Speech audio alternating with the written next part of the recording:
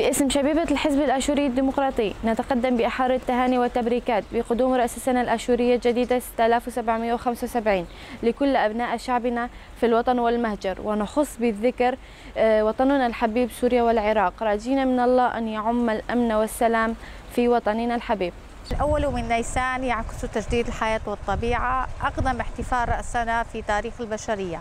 حيث كان الاحتفال يبدأ في مدينة آشور القديمة تجديد الهوية الثقافية والاحتفاء بالتراث الآشوري، إذ يعد مناسبة لتوحيد الآشوريين في أنحاء العالم.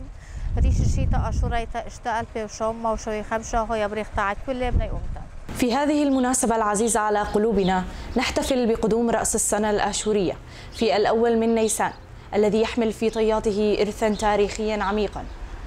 ويعكس حضارة عريقة وتقاليد غنية شكلت جزءاً أساسياً من هوية شعبنا الآشوري.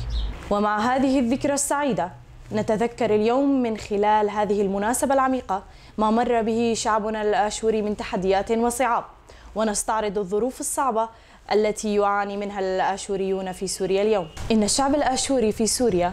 الذي لطالما كان جزءاً أساسياً من نسيج هذه الأرض العريقة يواجه تحديات وجودية في ظل الأزمات المستمرة التي تشهدها البلاد، فبين النزوح والتهجير القسري والاعتداءات على القرى والبلدات الشبه يومية التي كانت تحتضن شعبنا، يجد الآشوريون أنفسهم في صراع مرير على حقوقهم الإنسانية والثقافية. إن رأس السنة الآشورية ليس مجرد مناسبة للاحتفال، بل هو دعوة للتفكير في التحديات التي نواجهها والعمل على تعزيز حضورنا في الحياة السياسية والثقافية والاجتماعية في المنطقة. كما ندعو الأمم المتحدة ومجلس الأمن الدولي للوقوف إلى جانب شعبنا الآشوري في نضاله من أجل الحرية والعدالة،